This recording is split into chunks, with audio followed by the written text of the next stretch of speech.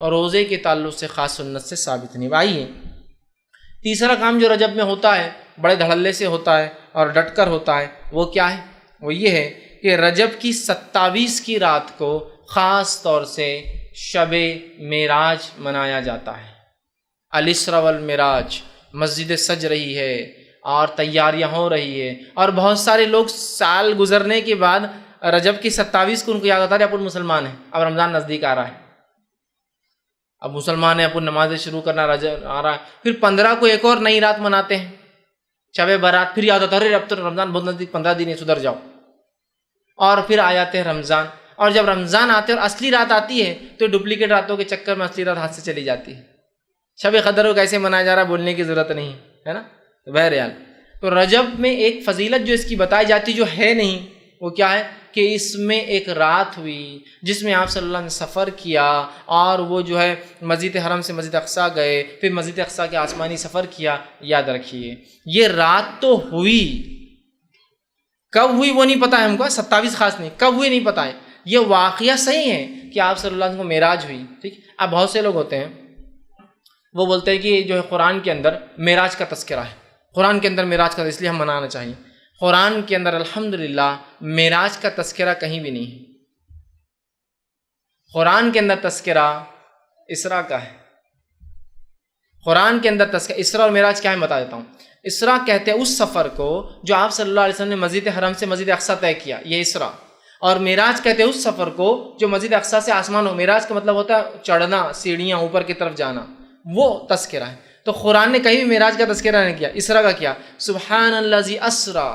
سورہ جو ہے بنی اسرائیل سورہ نمبر 17 آیت نمبر 1، سبحان الذی اسریٰ بعبدہ لیلا من المسجد الحرام الی المسجد الاقصی الذی بارکنا حولہ لنریہ من آیاتنا انہ هو السمیع البصیر۔ یہ آیت نے فرمایا کہ پاک بابرکت ہے وہ ذات جو لے گیا اپنے بندے کو رات کے ایک حصے میں مسجد حرام سے مسجد اقصیٰ کی طرف، جس کے اطراف ہم نے اپنی برکتیں پھیلا رکھی ہے، تاکہ جو ہے لنریہ من آیاتنا، اپنے بندے کو اللہ کے رسول صلی اللہ علیہ وسلم کچھ نشانیاں دکھائے اپنی، سمجھ رہے آپ؟ تو اسراء کا تذکرہ ہے، معراج کا تذکرہ قرآن میں کہیں بھی نہیں، اور ہم منا رہے ہیں کیا معراج، تذکرہ اسراء کا ہے۔ بہرحال تو یہ واقعہ ہوا، ہم واقعے کا انکار نہیں کریں کہ آپ صلی اللہ علیہ آسمان پہ گئے، وہ سفر ہوا، آپ مسجد حرم سے اقصیٰ گئے، آپ نے نماز پڑھائی وہاں امام انبیاؤں کو، وہاں سے پھر جبرائیل علیہ السلام سفر کر کے آپ کو براق میں بٹھا کر آسمانوں کی طرف لے گئے، پہلے آسمان، دوسرا آسمان، تیسرا آسمان، چوتھا آسمان، پانچواں، چھٹا، ساتواں آسمان پہ گیا، اللہ آپ سے ہم کلام ہوا، آپ کو کچھ آیتیں جو ہے سورہ بقرہ کی 2 آخری آیتیں دی گئی، اللہ رب العزت سے کلام ہوا، ابراہیم علیہ السلام سے ملاقات ہوئی، بہت ساری باتیں اس کے اندر آتی ہیں، ہم انکار نہیں کرتے ان کا، لیکن کسی چیز کے ہونا اس کے منانے کی دلیل نہیں ہے۔ نہیں واقعہ ہوا مطلب منایا جائیں گا، تو پھر فتح مکہ ہوا تو وہ بھی مناتے، فتح مکہ ہوا تو کیا وہ بھی مناتے، اپنے شہروں سے باہر جا کر پھر اونٹ اور گھوڑوں بیٹھ کے اپنے شہر میں آئیں گے کہ فتح مکہ ہوا تو آج تو منائیں گے۔ جنگ بدر ہوئی جس کو اللہ نے فرقان کہا،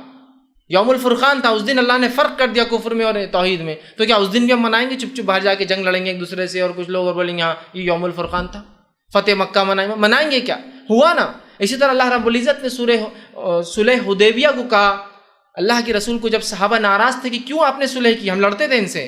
اللہ نے کہا کہ ہم نے آپ کو جو ہے فتح مبین عطا فرمایا، انا فتحنا لک فتحا مبینا۔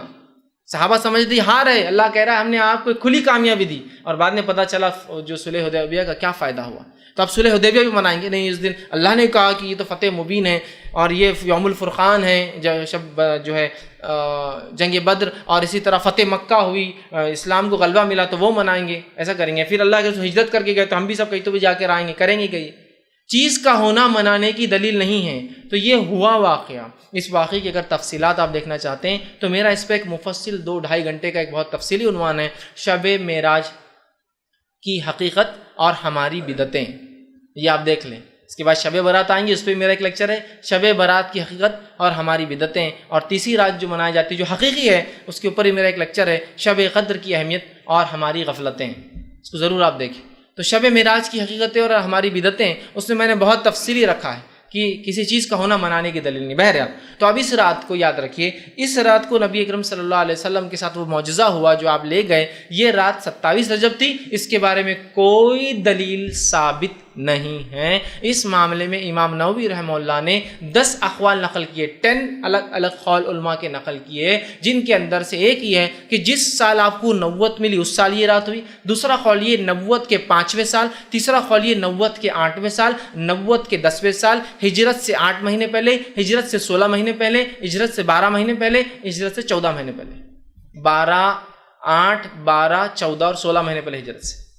ٹھیک۔ کسی نے کہا رمضان کے مہینے میں ہوئی، کسی نے کہا یہ رجب کے اندر ہوئی، کسی نے کہا یہ شعبان میں ہوئی، کسی نے کہا یہ محرم میں ہوئی، کوئی قول نہیں۔ تاریخ کے معاملے میں اختلاف، کب ہوا اس میں بھی اختلاف، اور صحابہ میں سے بہت کم اقوال اس تعلق سے ملتے کب ہوا، یاد رکھیے۔ تو یہ رات کب ہوئی اس کی کوئی دلیل نہیں۔ اب ہم نے دیکھی، میں ہمیشہ یہ کہتا ہوں کہ بہت ساری باتیں ایسی ہے جو کس کو نہ پتہ چلی، شاید اللہ رحم کرے ہم پر، اللہ معاف کرے، شاید جبرائیل علیہ السلام نے آ کر ہندوستانی پاکستانی لوگوں کو بتا کے چلے کہ تمہارے لیے یہ فکس کر دیا گیا ہے۔ جیسا 27 کو معراج ہوئی، دنیا اختلاف کر رہی ہے، صحابہ میں اختلاف ہے، محدثین میں اختلاف ہے، ہندوستانیوں کو پکا پتہ ہے 27 رجب۔ اسی طرح جو ہے شب قدر کب ہے اس کو تلاش کرنے کا حکم ہے۔ جو آخری حدیث ملتی ہے اس کے تعلق سے وہ یہ ہے کہ اسے رمضان کی آخری عشرے کی طاق راتوں میں تلاش کرو، مطلب 5 میں سے کوئی ایک شاید۔ دیکھیے نا، یہاں اختلاف ہے، یہ رات کب ہوئی، معراج کب ہوئی، ہمارے پاس پکا ہے کب ہوئی، 27 رجب۔ اب 27 رجب کو بہرحال دیکھیے کسی چیز کا ہونا اس کے منانے کی دلیل نہیں، اب ہوا اب منانا شروع ہو گیا ہے نا۔ کیسے؟ راتوں کو مسجدیں سجائی جا رہی ہے، نہایا جا رہا ہے، تیار ہوا جا رہا ہے، انتظام کیا جا رہا ہے، مخصوص پکوان اور میٹھے، اور ظاہر سے کوئی بدعت بغیر میٹھے کی تو کمپلیٹ ہوتی نہیں ہے، مخصوص میٹھے بنائے جا رہے ہیں، اسی طرح جو ہے مخصوص لباس بنائے جا رہے ہیں، مخصوص رکعت میں تعداد میں راتوں کی نماز، جیسے 100 رکعت نماز، یا پھر ایک نماز ہوتی ہے کہ جو زندگی بھر کے نمازیں چھوٹ گئے، ٹھیک، جو ہے قضائے عمری پڑھی جا رہی ہے، اسی طرح جو ہے صبح اٹھ کر پھر 27 کا روزہ رکھا جا رہا ہے۔ یہ تمام کام بدعت ہے۔ وہ رات ہوئی، وہ واقعہ ہوا، اس کے بارے میں ہمیں فکس نہیں پتہ وہ کب ہوئی رات اور کیا واقعہ، مطلب واقعہ تو پتہ ہے لیکن وہ رات کب ہوئی، کس مہینے ہوئی، کس سن میں ہوئی، ہمیں نہیں پتہ۔ لہٰذا اس رات کو یاد کر سکتے آپ کہ وہ واقعہ کیا تھا، لیکن منانا یہ بدعت میں شامل ہوگا۔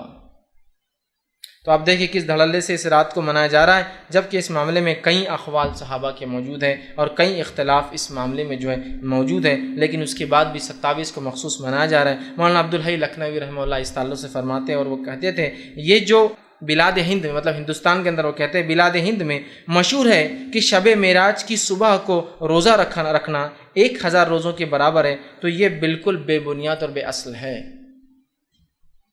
سمجھ رہے ہیں؟ تو یہاں ہم دیکھ رہے ہیں لوگ پتہ نہیں کیا کیا اس میں منا رہے ہیں، رات جاگتے ہیں، دن روزہ رکھتے ہیں، 1000 مہینوں کا ثواب، 1000 سال کا ثواب، 120 سال کا ثواب، پتہ نہیں کیا کیا باتیں بیان کی جا رہی ہیں۔ تو یاد رکھیں اس مہینے میں یہ رات معراج جو ہے یہ ہوئی، لیکن یہ کب ہوئی یہ ہم نہیں جانتے، واللہ عالم، اللہ بہتر جانتا ہے کہ یہ رات کب ہوئی۔ یاد رکھیں اب، لیکن ہم مخصوص کر کے دیکھیے کیسے اعمال کر رہے ہیں، کیا کیا افعال کرتے ہیں۔ اور یاد رکھیں جب ہم بدعتوں میں چلے جاتے ہیں، جب ہم بدعتوں میں پڑ جاتے ہیں تو پھر یاد رکھیے معاملہ پھر وہ اتنی گہرائی میں جاتا ہے کہ پھر وہ بدعتیں کہیں رکتی نہیں۔ تو لہٰذا رجب کی 27 کو شب معراج خاص منانا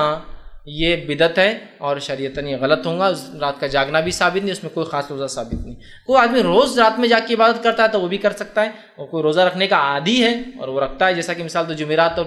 پیر کا روزہ رکھتا ہے اور اس دن ہی جمعرات آ جائے تو الگ بات ہے، لیکن خاص طور سے کرنا یہ بدعت میں شمار ہوگا۔ اب